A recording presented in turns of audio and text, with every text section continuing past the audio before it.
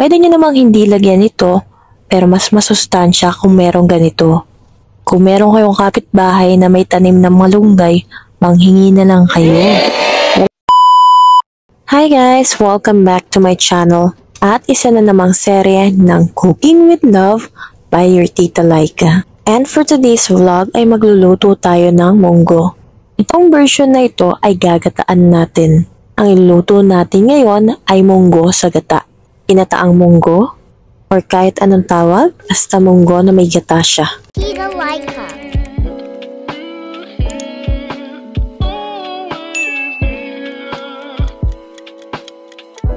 Sa isang kaserola, maglagay tayo ng mantika. Ilagay natin ang ating bawang.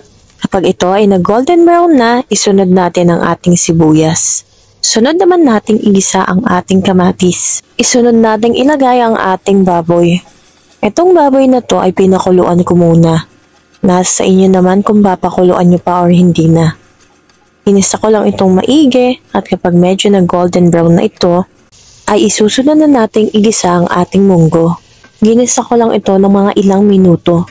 Saka ako naglagay ng tubig. Tinakpan ko ito at hinayaan kong kumulo.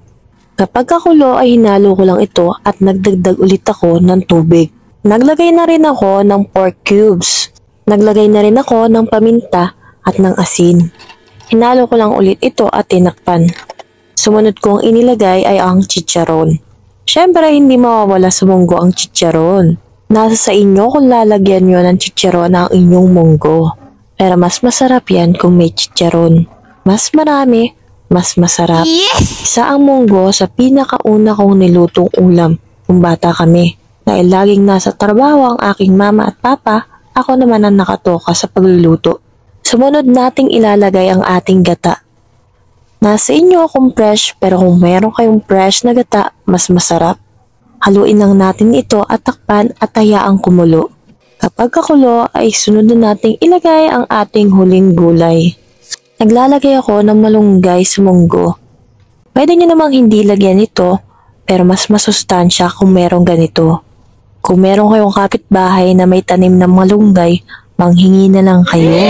Pero mas maganda kung may sarili kayong tanim nito. Yes! Mahal na din kasi mga bilihin ngayon. Ilang piraso lang, 10 piso. Haluin nyo lamang itong maigi. Habang hinahalo ko ang ating munggo ay nakapatay na ang ating kalan.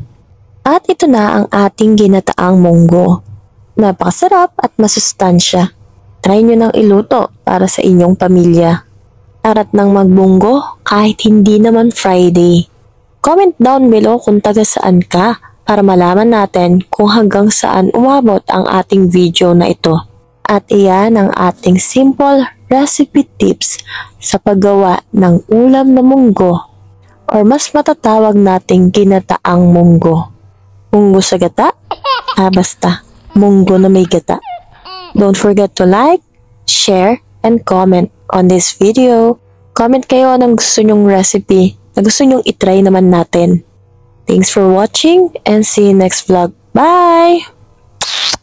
Thanks for watching. Share. Don't forget to like, comment, and subscribe. See you next vlog.